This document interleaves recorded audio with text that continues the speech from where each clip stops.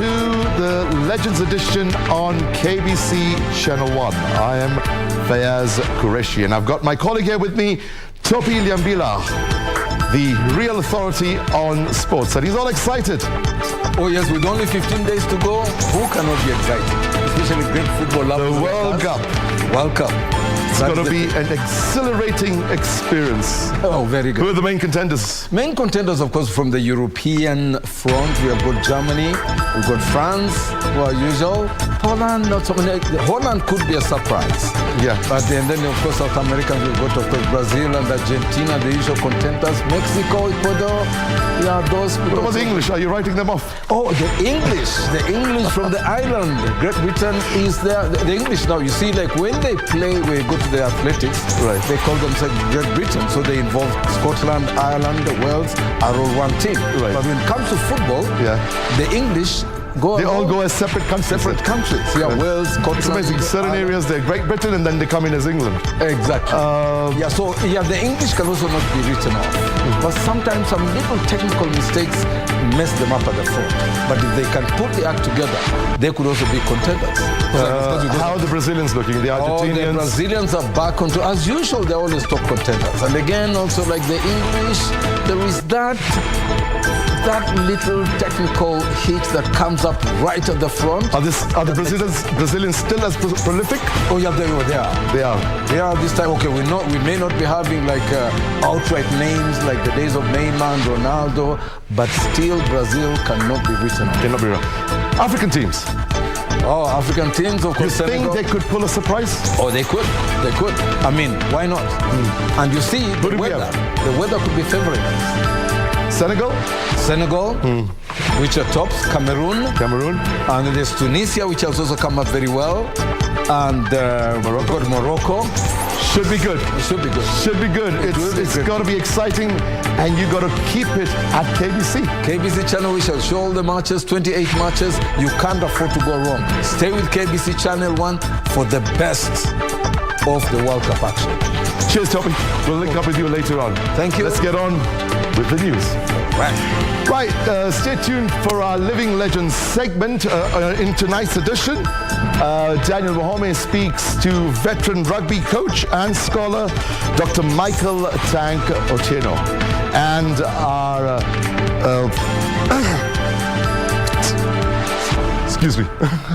sign language interpreter for tonight's edition is Anne Wangeshi. But first, a quick look at the highlights for tonight's bulletin.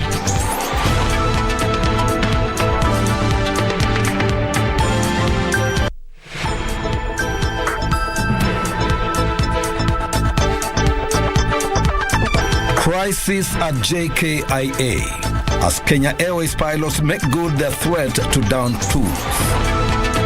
Tutashirikiana kukabiliana na janga hili la njaa na kiangazi ili tuweze kufikisha chakula mashinani. No Kenyan will die of hunger. Government assures distributes relief food aid and animal feeds to affected citizens.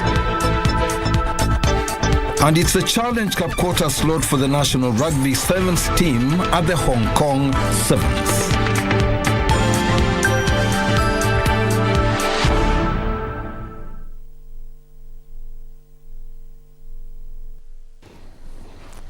Welcome back. Starting off with our top story tonight, the government has directed Kenya Airways pilots to call off their strike and return to the negotiation table. Transport Cabinet Secretary Kipchumba Murkomen termed the industrial action, which began on Saturday morning, as illegal, amounting to economy sabotage and meant to test the new government. This as Kenya Airways Chief Executive Officer Ellen Kilavuka issued a 24-hour ultimatum for the striking pilots to resume work or face disciplinary action. Meanwhile, the Kenya Airline Pilots Association says the pilots are all ready to get back to work immediately once they come to an amicable agreement with the management of the national carrier, which they accuse of maintaining a hardline stance.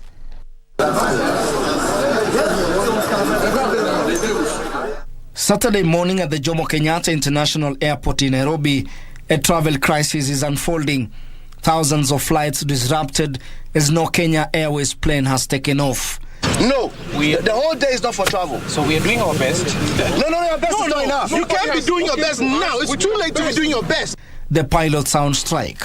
I'm from Nigeria, so I came here for work from the University of Lincoln. Regarding the strike, is quite frustrating. So I totally understand that, they're fighting for their rights, and I believe the government should have been aware of this even before now, because there are a lot of people who are supposed to travel for work, but we can't. We are stranded right now. And we're transferring from here to Johannesburg.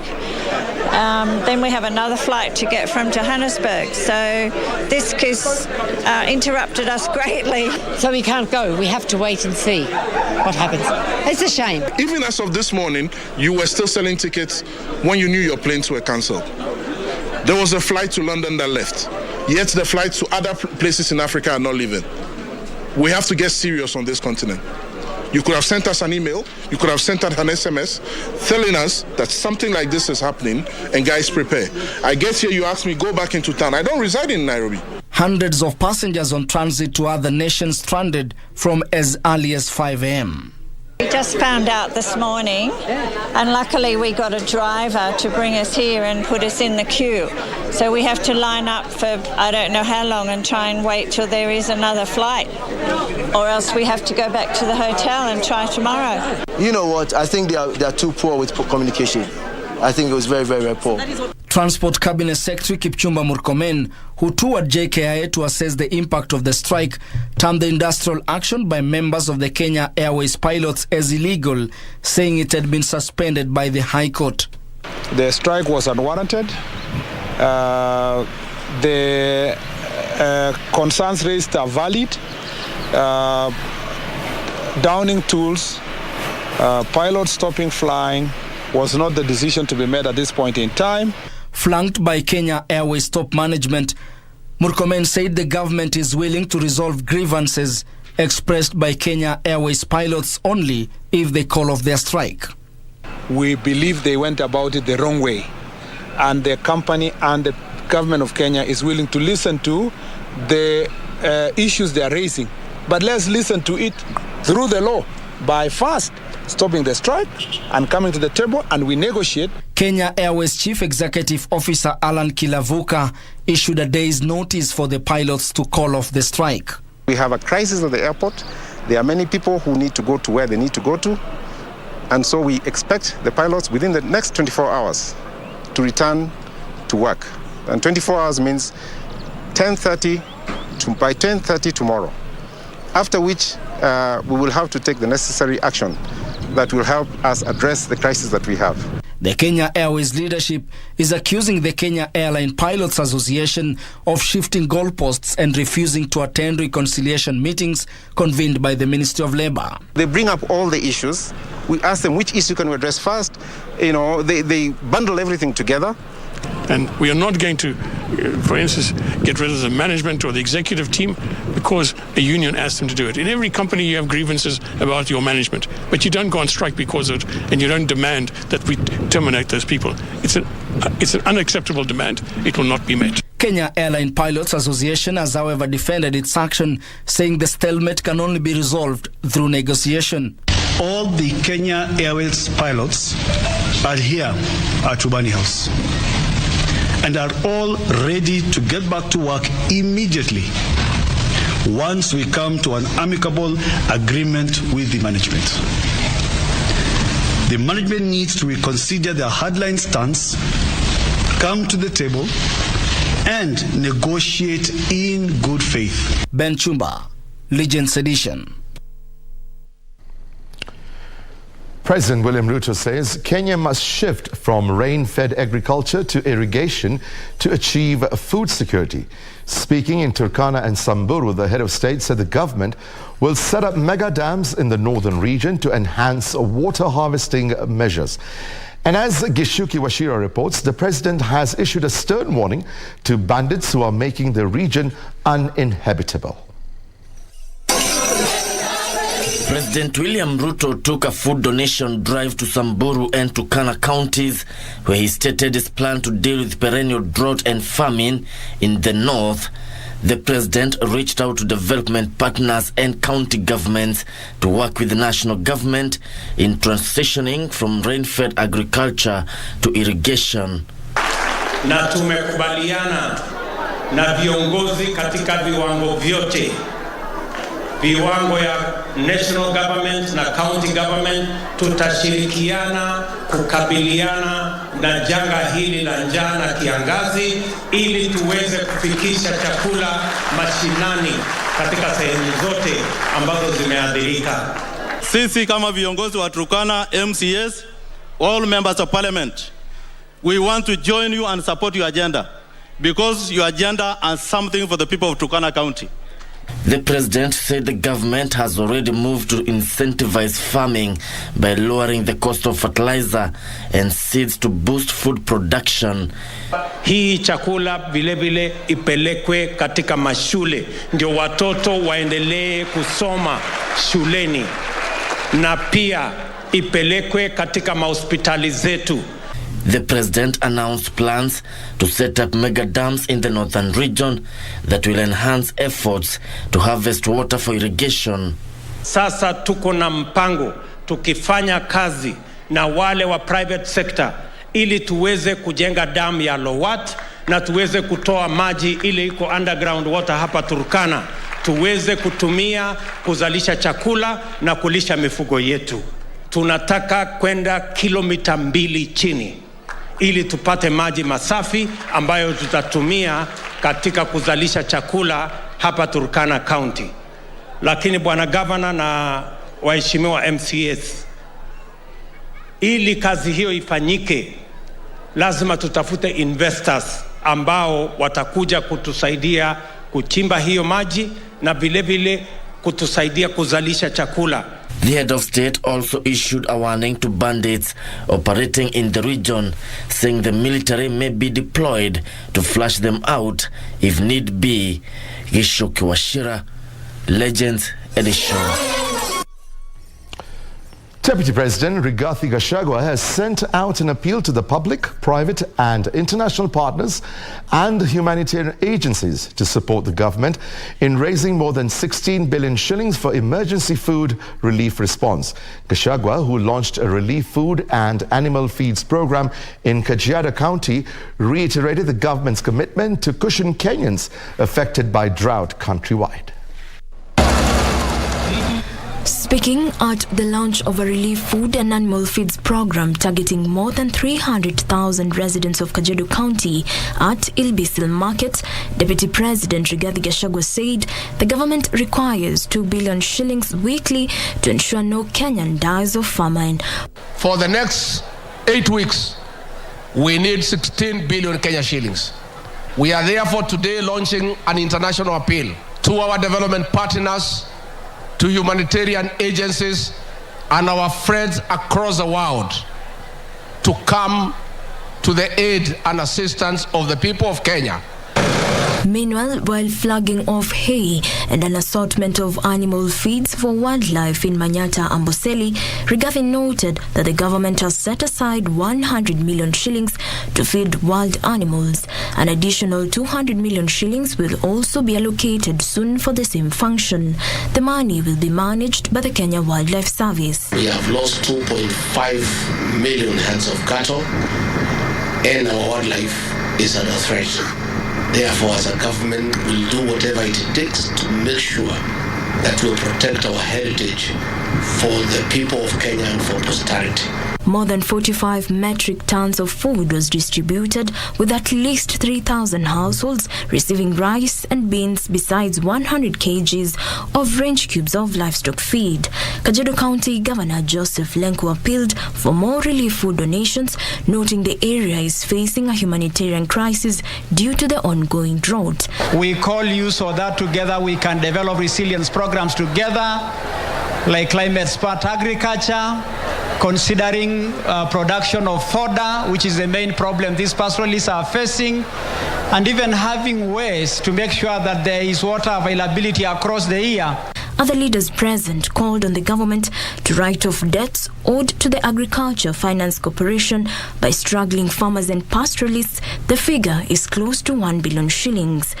At least 600,000 residents of Kajiado County are food insecure, while over 300,000 in need of emergency support.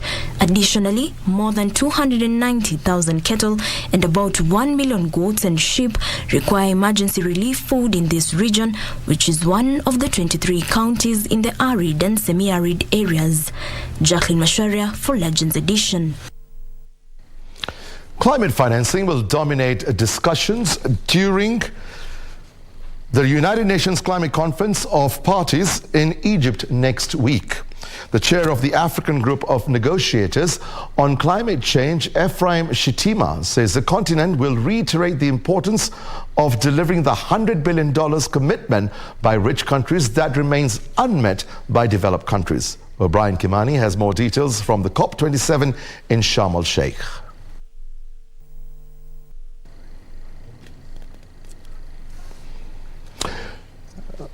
In the meantime, we'll have a quick break and we'll come back to the story after the short break. Stay with us.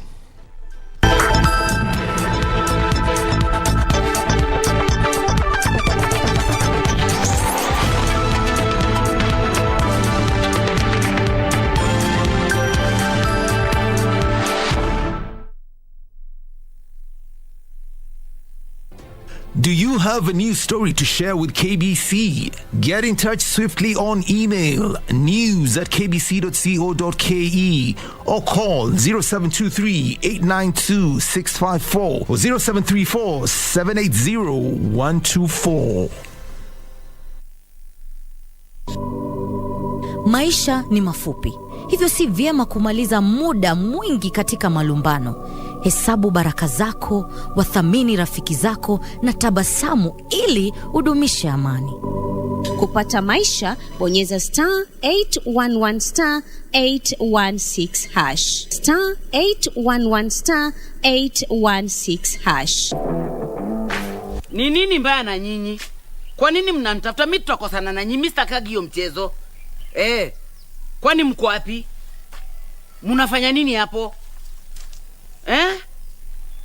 Ati muna watch World Cup? Ngojea kidogo. Hata sitaki kukasirika tena. Jamani, mafansi wangu, hamjambo. Mimi ni Mama Kayaiwa Vitimbi. Ningependa tu kuwaelezea kwamba KBC Channel 1 peke yake ndio itaonyesha World Cup. Yangu ni kuambia watazamaji wote msikose kuwatch World Cup katika KBC Channel 1. Asanteni sana na kwaherini. Basi endeleeni kuangalia. Yes. The world's biggest sporting event is here with us. The FIFA World Cup 2022 in Qatar. KBC Television will air live 28 selected matches, while radio will beam live all the 64 matches. We would like to bring to the attention of the public that KBC is the only station that has exclusive 2022 FIFA World Cup free-to-air FTA broadcast rights for both TV and radio in the Kenya territory, and no other media outlet. Therefore, catch all the FIFA World Cup action live and exclusive on KBC TV and radio. KBC is indeed your true sports partner.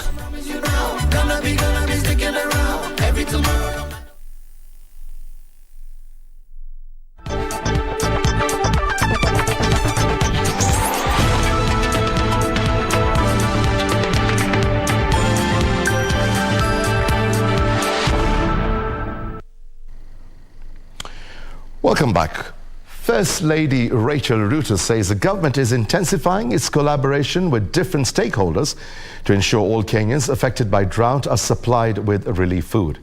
The First Lady, appealing for calm, said no Kenyan will die of the ongoing drought.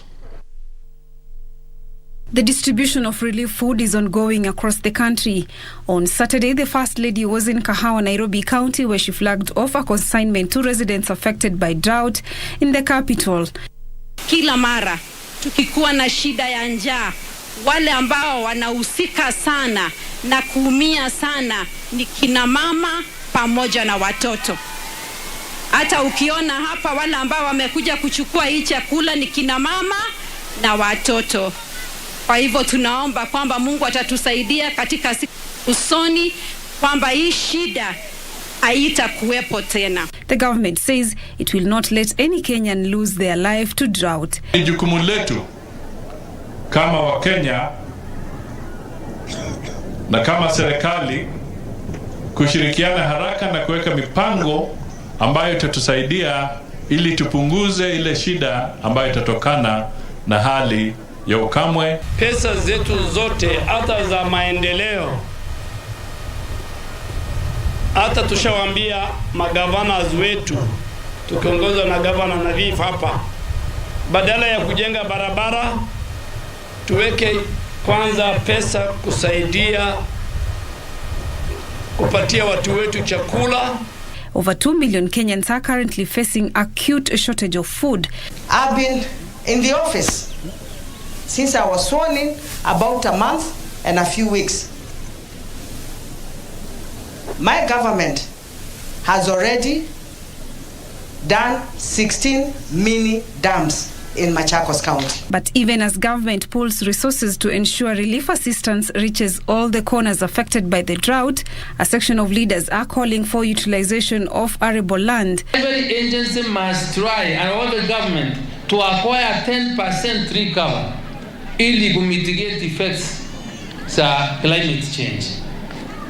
That one tells you how important mambo ya miti na conservation ya misitu iliyoko, sababu ndio inazuia mambo ama inasaidia mambo ya kuleta kwa mvua. The leaders, while speaking in Embu, said it will be of great benefit if Kenya positions herself strongly against the vagaries of weather. For the Legends edition, I'm Zainab Said. We now join O'Brien Kimani with a detailed report from the COP27 in Sharm el-Sheikh, Egypt. Africa will be making a strong pitch why more funding for green projects is needed, especially at now when the continent is feeling the pinch of climate change. But with the enduring global fuel and food crisis, as well as war in Ukraine, this is likely to be a long shot. And the question is, which way for Africa? Global attention is now shifting to Sharm el-Sheikh city in Egypt, the venue of the 27th UN Climate Change Conference of Parties. The meeting will be held from the November 7th to the 18th at a time when Africa is facing major calamities caused by global warming. COP27 is being staged amid unmet climate commitments from previous meetings and the global energy and food crisis that is causing unrest in many countries around the world. Financing, of course, comes as third on that, which is important. We need the means of implementation to help African countries actually implement their very ambitious nationally determined contribution. The chair of the African Group of Negotiators on Climate Change, Ephraim Shitima, says COP27 should focus on advancing the implementation of the national determined contributions to enhance implementation of climate actions. Africa alone requires more than $86.5 billion per year up to 2030 and that is just adaptation. But what about mitigation? Because also have to do mitigation. What about capacity building, which is important because if we are to respond, you need to build capacity. What about awareness and sensitization? The lion is already in the house. You can't wait for a neighbor or someone to come and help you. You have to fight this.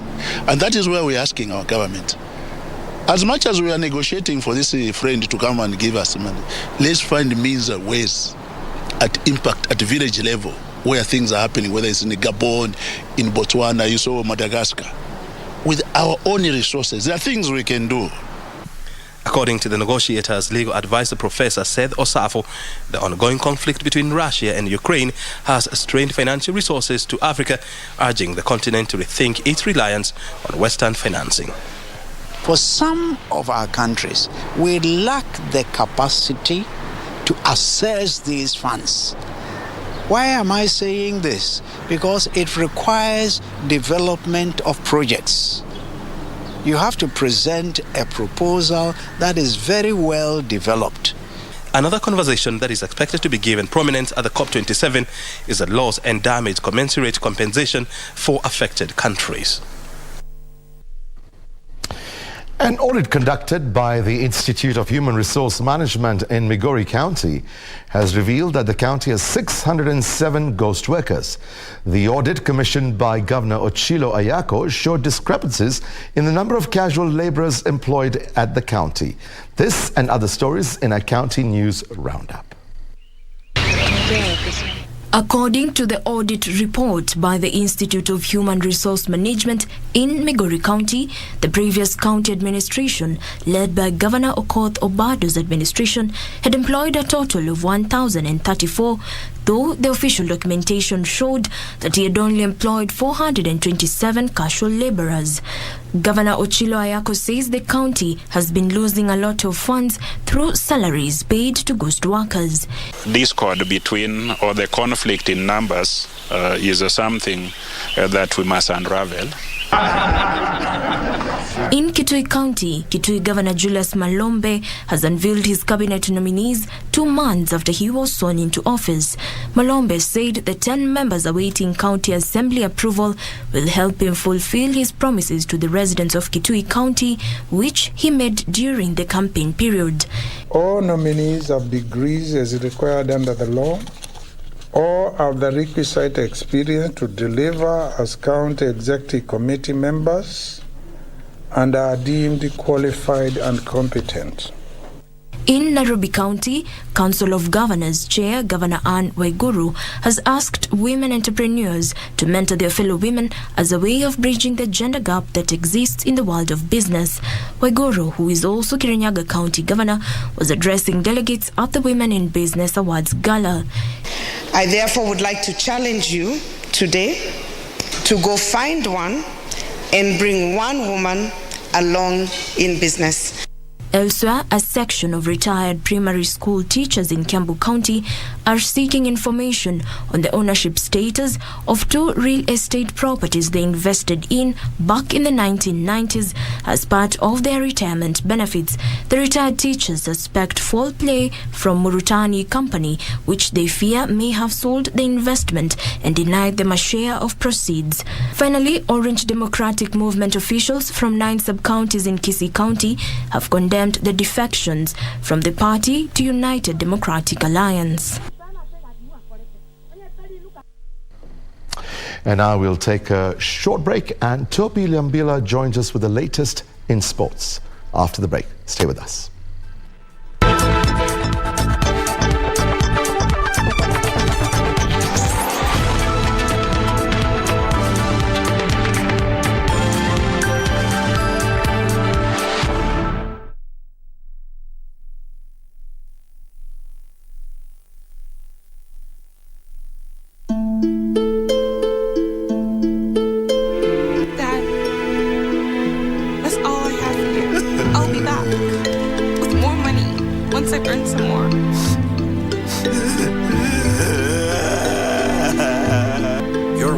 Outside of work while you sit at home guarding the door. What are you thinking? If my army buddies found out that we've been classified as low income. Didn't expect this would happen to you. How could I face them? Means I've achieved nothing in my life. In June, I can't see you. Where are you? I will fix this. I want to start over. I fought and I farmed, but always protected the land. I did my best for the safeguard of it. So now I can die in peace.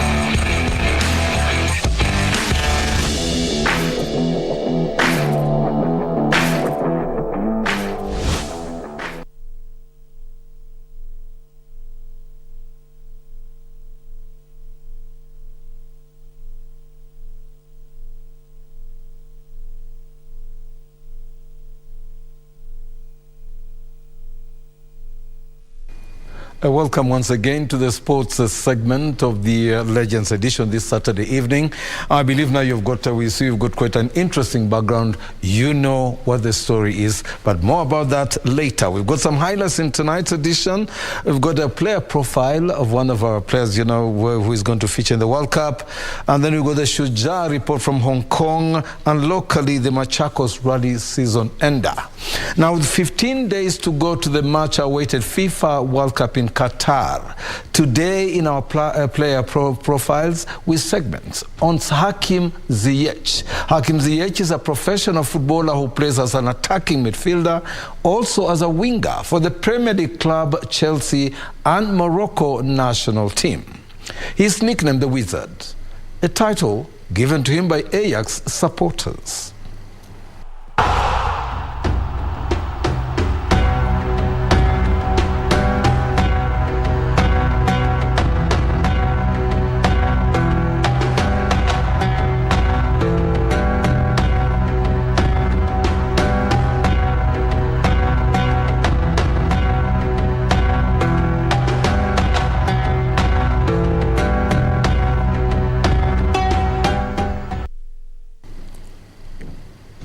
Willie Ambaka and Billy Odhiambo each scored one try. Shujaa closed their Pool D campaign in the Hong Kong Sevens with a 14-19 loss to Canada. Shujaa started their campaign at the first leg of the World Rugby Series with a 12-28 loss to Ireland before losing 7-26 to Argentina in their second Pool D encounter. Shujaa now dropped to the challenge quarters where they play New Zealand on Sunday morning. Back it up this one. Vincent Onyala's early converted try was not enough for Shujaa fell to a 7-26 loss to Argentina in their second Group D encounter at the Hong Kong Sevens. Oh, the show and go! Sublime dummy from Vincent Onyala under the pole for Kenya. Onyala beat his defenders with Tony Omondi scoring under the post for a 7-0 lead, but the Argentines scored 3 tries and 2 conversions to take a 19-7 lead into the break. A fourth try and conversion for the Argentines after the restart gave them the result and knocked Shujaa out of cup contention with a game to spare. Simple hands, well executed, great basic skills. Luciano Gonzalez over for the Pumas. Shujaa closed out their Group D campaign in Hong Kong with a 14-19 loss to Canada. The Canadians were the first to score through Phil Benner, whose converted effort put them 7-0 up before Tony Omondi converted Ambaka's try to restore parity. A short for William Ambaka. Ambaka cracks on the speed. It's vintage Kenya. And they're back in the... Lachlan's converted try on the stroke of halftime put Canada 17-7 up. Benner would then add his brace for a 19-7 lead before Daniel Tabo converted Odhiambo's late effort to confirm the result. Shujaa now dropped to the challenge quarters where they play New Zealand on Sunday morning. Dummy as well, Lucky Kratz opens him up and spins around and is... Karan Patel racked up his 6th win of the season at the RSC Machakos Rally to cut Jasmine Chana's Kenya National Championship lead to 9 points going into next month's season closing race in Voi. Leonardo Varese and his partner Kigondu Kareithi sealed the Kenya National Division 3 and Division 2 wheel drive championship titles following their 7th finish of the season in their Toyota Auris. Chana enjoyed a 20-point advantage going into the penultimate round at the expansive Lisa Ranch, but Karan's power stage win and outright victory saw him rekindle hopes of a maiden title. Newly crowned African Rally Championship Junior Champion Hamza Anwar beat Chana to the podium tussle. Chana must now finish in the second position during next month's Guru Nanak Rally if Karan wins the Sai Union organized season ender. Leonardo Varese and his partner Kigondu Kareithi sealed the Kenya National Division 3 and 2 wheel drive championship titles following their 7th finish of the season in their Toyota Auris. Their duo finished the penultimate RSC Machakos Rally in 10th overall position to achieve the feat. They had already amassed an unassailable lead in both championships going into Lisa, but only needed one more event to attain the much needed 75% threshold.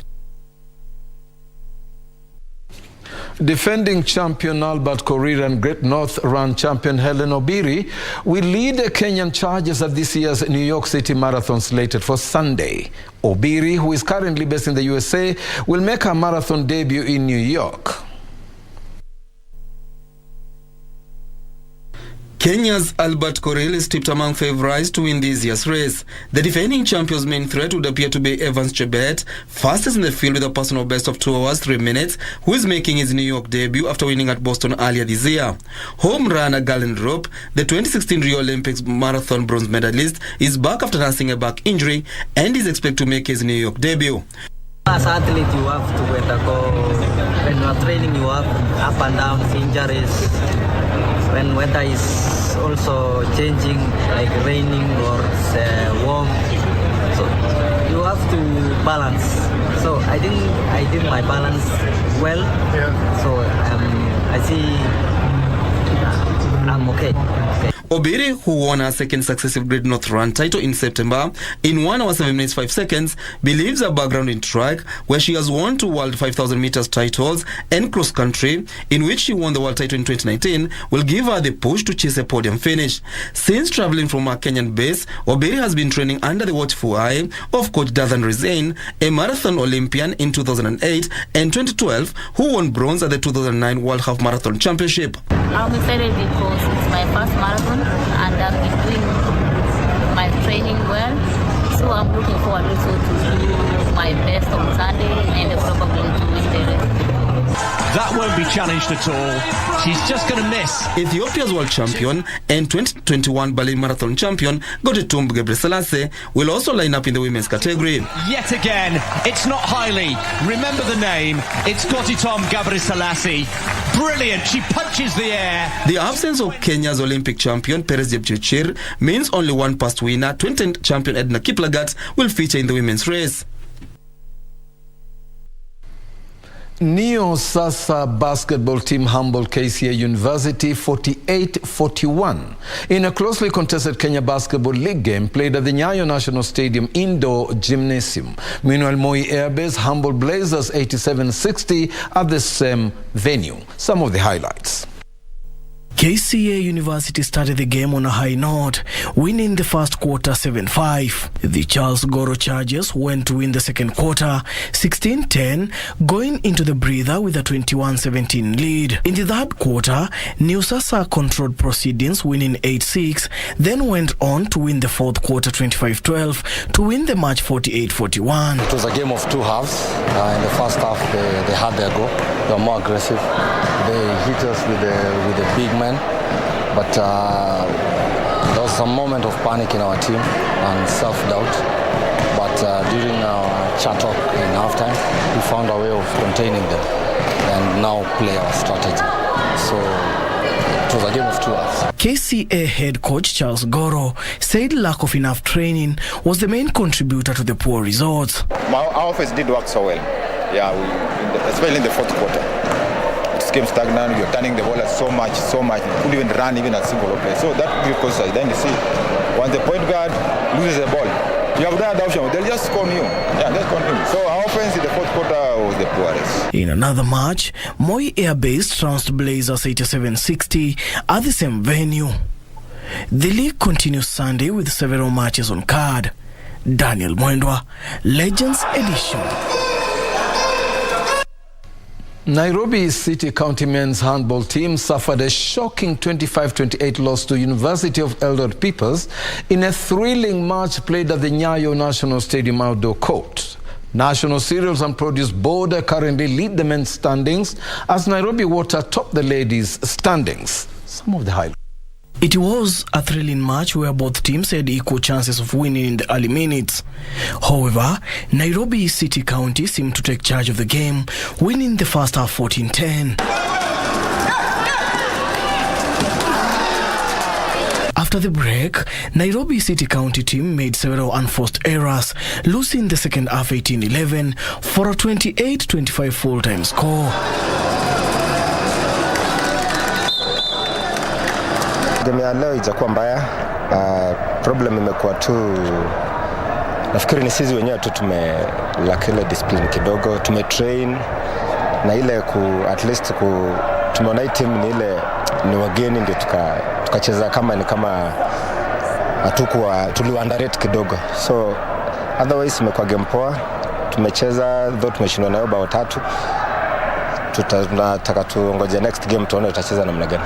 In another match, Nairobi Water beat Daystar University 15-0 to extend their unbeaten run to 12 games. Hii ni msimu wetu wa kwanza kuingia kwa league na tumefurahia vile performance yetu. As time goes by, nafikiri tuki-improve. National Cereals and Produce Board currently lead the men's standing on 26 points, as Nairobi Water top the ladies' standings on 24 points. We had no option. Lazima tungekuwa tushinde. We have very tight fixtures hii weekend.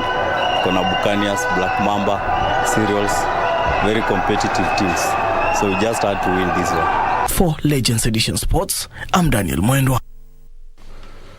Sportsmen and women drawn from the hospitality industry on Saturday converged at the Utalii Sports Grounds in Nairobi to take part in the annual Hotel Industry and Tourism Sports Games, HOTOSO. The event brought together 2 counties, Machakos and Nairobi, who competed in different sporting disciplines, with winners walking away with trophies. Speaking at the event, National Chairman Hotel Industry and Tourism Sports Julius Kipkoech stated that sports is a key factor in any industry since it keeps everyone physically fit. We have realized that there is talent in the hotel industry, and however, in the industry we do have work pressure, and whereby we diffuse this work pressure through sports. And we find that in sports, we can still see talent whereby people try to expound what they have after work. He further added that the hospitality industry has lacked motivation and support to organize such team-building events, thus urging the Ministry of Sports to consider organizing an annual competition. The major aim of this activity is to bring the hotel industry together. As you know, Kenya is a sporting country, and through other industries, as you know, we have sports of their own. But for the hotel industry, we have HOTOSO, which brings us, all of us, into one platform through sports as we brand one another.